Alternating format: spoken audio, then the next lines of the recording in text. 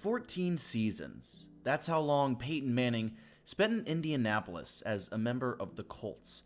If you ask any Colts fan, like myself, the time Peyton spent under center in Indy was, for lack of a better word, spectacular. Peyton, in a sense, built the organization to what it is today, leading the Colts to a Super Bowl victory in 2006, as well as another appearance in 2009. On top of that, Manning led the Colts to 7 AFC South titles and 11 playoff appearances. However, in 2011, Manning was sidelined after having neck surgery, and some questions began circulating on if he was going to be able to return as the QB he once was. The Colts finished that season 2-14 and were left with the number 1 pick in the 2012 NFL Draft. Despite Manning's injury, it was a huge surprise and the subject of some controversy in Indy when, on March 7, 2012, the Colts announced they would be releasing the man who put them on the map in Indianapolis. Manning had given everything to the organization since 1998, but the Colts decided it was time to move on, leading to an emotional press conference. Thank you very much from the bottom of my heart. I truly have enjoyed being your quarterback. Thank you. What the Colts didn't know was Manning would go on to play in 2 more Super Bowls, winning one, and would only retire 3 seasons prior to who the Colts would take with that number 1 draft pick. The Colts would struggle to continue the success they had under Manning, winning just 2 division titles since his departure. So are the Colts cursed by this moment? We'll try to answer that question, but to do that, we must first see what happened after this decision. The first 3 years under Andrew Luck's time in Indy was actually seemingly the opposite of cursed. Each year from 2012 through 2014, the Colts finished with an 11-5 record in the regular season and won the AFC South twice. Despite a few injuries in these seasons, including the loss of star wideout Reggie Wayne in 2013, the Colts found success, and it was really only thanks to Andrew Luck. I mean, just look at the stats he put up in that 3-year stretch. The Colts made the playoffs all 3 years from 2012 to 2014, and progressively got further each year, losing in 2012 to the Ravens in the wild card, beating the Chiefs in the wild card and losing to New England in the divisional round in 2013, and then beating the Bengals, beating the Manning-led Broncos in the divisional round, and falling again to the Patriots in the AFC title game in 2014. Despite the thrashing they got in that AFC championship, there was a lot of promise for the Colts, of course in large part because of the talent of Andrew Luck. After this 3-year stretch, people were beginning to believe it was only a matter of time before the Colts got everything to click, and Andrew Luck was going to be able to lead them to the Super Bowl. But as we all know, this was the peak of the Andrew Luck era. Despite a glaring need for an improvement on the offensive line that continued to be overlooked by the front office, the Colts only used 1 of their draft picks on a lineman, their 7th round pick, using their 1st round pick on eventual bust wide receiver Philip Dorsett. Still, the Colts had a lot of high expectations from fans and the media, with some predicting them to make it to the Super Bowl. However, the 2015 season was a massive letdown. Some of the key offseason signees included Frank Gore and Andre Johnson, who would have been amazing gets if the year was instead 2012. Both were past their prime and weren't necessarily what the Colts needed, but these two weren't the reason this season unfolded as poorly as it did. What caused that was the beating Andrew Luck took due to a poor O-line. Luck missed a few games with a sore shoulder, we'll come back to that in a moment, and the back half of the season with a lacerated kidney, among other injuries, and the team faced plenty of other injury issues on both sides of the ball. Eventually, they failed to make the playoffs entirely, finishing 8-8. The Colts re-signed Luck to a massive deal going into 2016. but didn't really add the pieces they needed to that deplenished offensive line. And that was evident in the 2016 season, as Andrew Luck was sacked 41 times, the second most in the entire league. On top of that, the Colts overall were just not good. Luck wasn't able to carry the team to double-digit wins like he did the first 3 years, and for the second consecutive year, the Colts finished 8-8. Hey, remember that sore shoulder I told you about that Andrew Luck had back in 2015? Well, turns out it was a little more than that, and was in fact a torn labrum in his throwing shoulder. This required surgery, and despite this optimistic tweet by Jim Irsay, Luck would miss the entire 2017 season, as the Colts had their worst year since 2011, finishing 4-12. I could go much deeper into how poorly the Colts organization handled Andrew Luck and his injuries, but that could add several minutes to this video, so instead, just know there are really 3 men responsible for what happened to Andrew Luck: Jim Irsay, Ryan Grigson, and Chuck Pagano. Luckily, after 2017, 2 of these men were gone. New general manager Chris Ballard, in less than 2 years, was able to put together a pretty elite offensive line and surround Luck with some talent and weapons. For the first time, there was some promise that the Colts could protect Luck.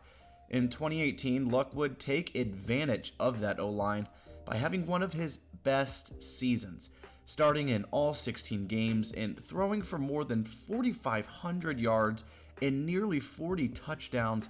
Luck led the Colts to a 10-6 record and put them back in the playoffs for the first time in 4 years. In the wildcard game, the Colts would beat the Texans before eventually falling to the Chiefs in the divisional round, but still, Luck proved he was healthy again and behind a revitalized O-line, ready to push the Colts back toward playoff contenders. Of course, since you clicked on this video, you know that's not how it ends. August 24th, 2019. The Colts were in the middle of a preseason game against the Chicago Bears, gearing up for their 2019 campaign. Suddenly, Adam Schefter let the NFL world know that Andrew Luck would shockingly be retiring at the age of 30, effective immediately.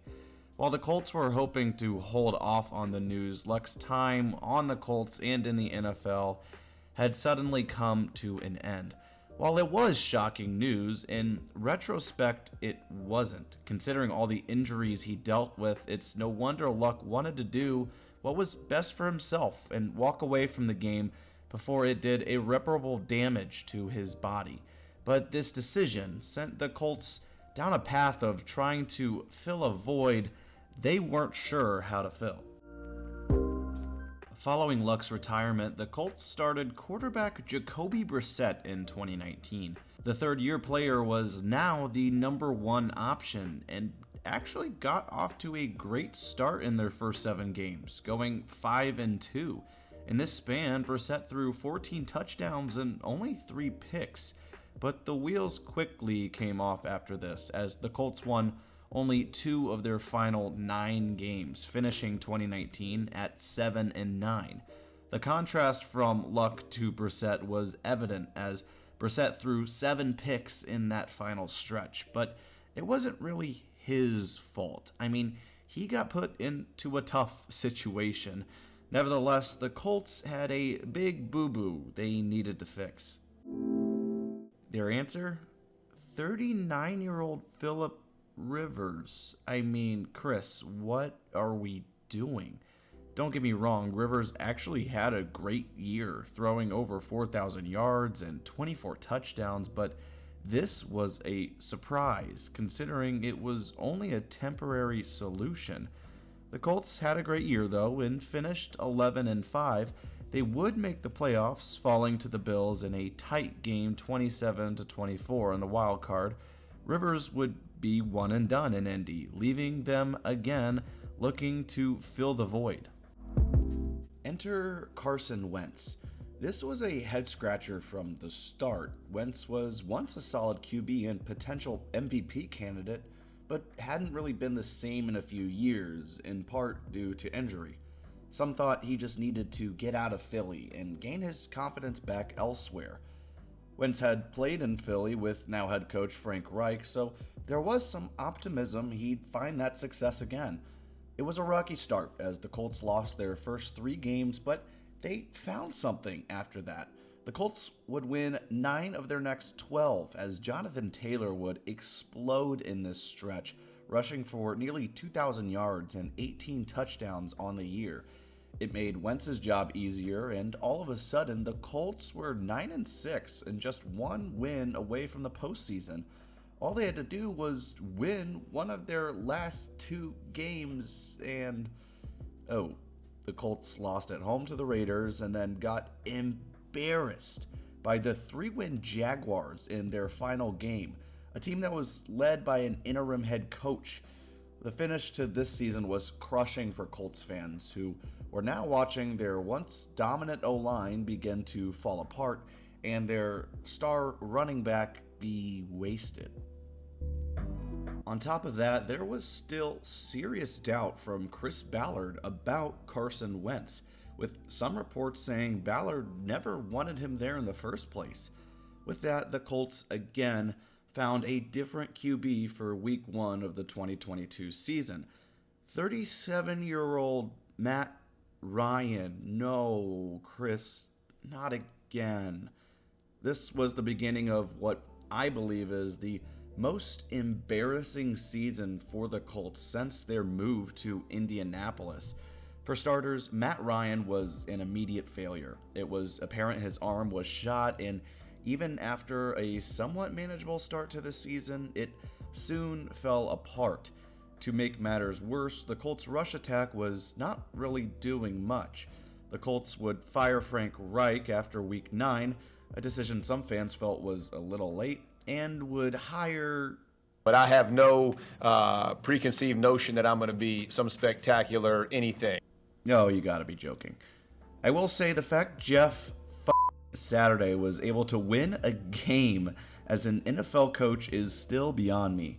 I mean, sure, Josh McDaniels was on the other sideline, but still, this dude was fresh off the set of ESPN and won a damn game? That honeymoon phase was over fast, though, as the Colts lost every game the rest of the way, including this one. No, I'm serious, they lost this game. It had now been 4 seasons since Andrew Luck retired, and 7 different quarterbacks had started for the Colts. After years of trying to throw band-aids on their position bullet hole, the Colts finally did what they should have done all along. Drafted their next franchise QB in Anthony Richardson. Richardson, an elite athlete, was now the face of the franchise. On top of that, they hired Shane Steichen, a proven winner, as their head coach. Richardson flashed early in the season, not only through the air, but with his legs.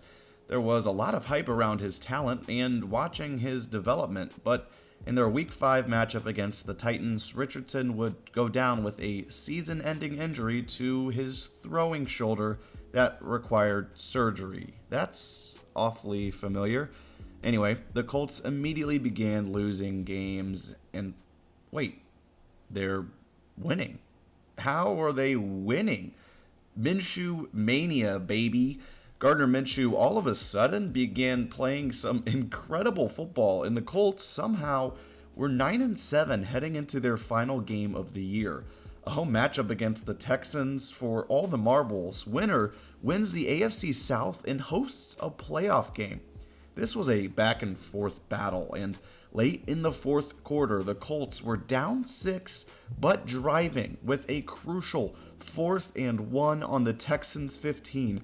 Gardner Minshew dropped back, found a wide-open receiver, and a drop by Goodson. Just like that, the Colts' magical 2023 run was over. And in a sense, this drop embodies the Colts franchise since Peyton Manning left. There had been seasons where they were so close, but didn't get it done. The franchise had destroyed one of the best prospects in the last 25 years and never recovered from its own destruction. The quarterback position has been one they've tried to fill for years, and while Anthony Richardson is the current answer, there's no guarantee it will work out, as we've seen countless times lately with the Colts. We'll see what 2024 brings, but Colts fans are growing impatient, as what was once a quarterback-rich franchise has become a laughingstock of the league. So, are they cursed by the sheriff? It weirdly seems like it, plus some karma for how they treated Andrew Luck. It doesn't compare to some of the other curses and droughts other teams face, but it's one, I think, that's unfolding before our eyes.